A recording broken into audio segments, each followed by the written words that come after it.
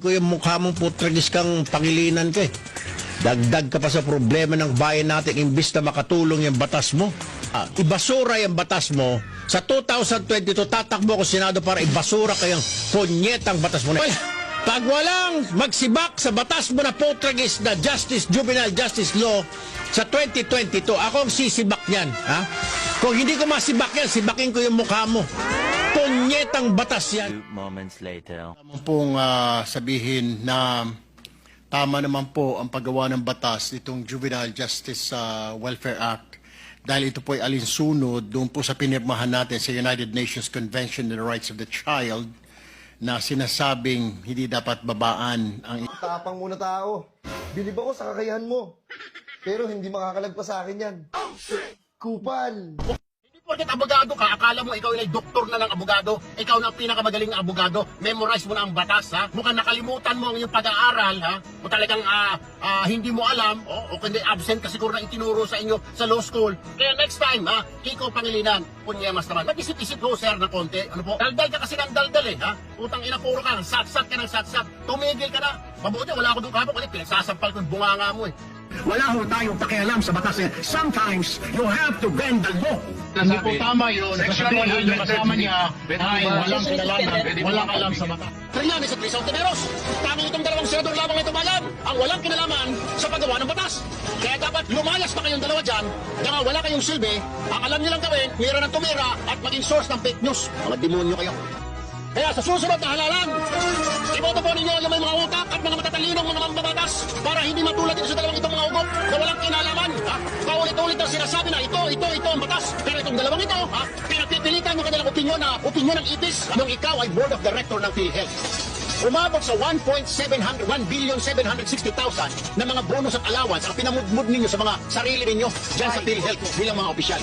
Ipaliwanag mo nga, ha? May approval ba ng palasyo yon? Napigyan nyo ng mga bonus yung mga pagmumukha ninyo? Ha? 1,760,000? Sige nga, Senador Ontiveros, sagutin mo nga, ma'am. Bakit mananahimik ka? Magaling ka lang magpuna-puna ng mga isoli nyo yung pondo 60 million. Ikaw ngayon tanungin ko, nasaan na yung 1,760 million na pinamudmud ninyo sa mga sarili ninyo bilang opisyal ng PhilHealth noong 2015? Nasaan na? Ipinapasoli na sa inyo ng COA, subalit hindi pa ninyo sinusoli. Wala namang kinalaman itong dalawa na ito. Hindi ito miyembro ng Blue Ribbon. Hindi sila miyembro. Wala! Mga asungot yung mga demonyo. Pupunta tayo kay Mr. Erwin Tulfo. Ngayon kanina kasi yung paghuhugas ng kamay maliwanag na parang hindi kasangkot dito, no?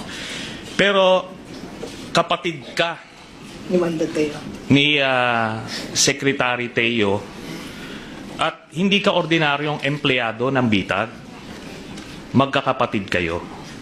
So nabasa nyo naman, napakinggan nyo kaninang definition ko, di ba?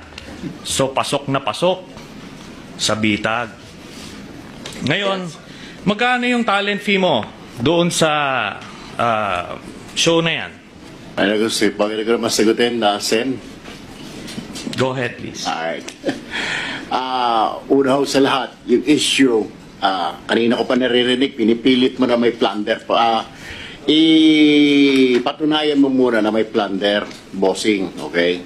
Ngayon, it's not for you to decide, it's the court to decide, sir. Alright.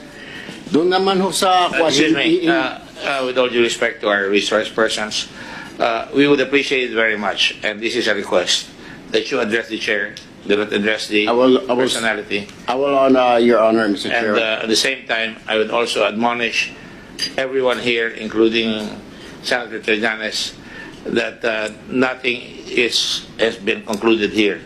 But that is the style of questioning of Senator Trillanes. Ang problema, tira kayo ng tira, diretsuhin ko na, tira ka ng tira, Senador Trillanes, ngaw-ngaw ka ng ngaw-ngaw at ngak-ngak ka ng ngak-ngak, Senadora Ontiveros, makinig kayong dalawa, ha? Pag-uuntugin ko mga ulo niyo, mga balasubas kayo, eh. Ang tatapang ninyo porket nasa teritoryo ninyo ako, o ay pumunta ako, o pinakita ko na may yagballs ako, o, wala akong inaatrasan. Hindi kami umaatras kahit sa teritoryo mo pa. Imbitahan mo ako sa bahay mo, Trillanes, pupunta ako eh. Imbitahan mo ako sa bahay mo, sa lungga mo, Ontiveros, pupunta ako eh. Diyos ko po naman.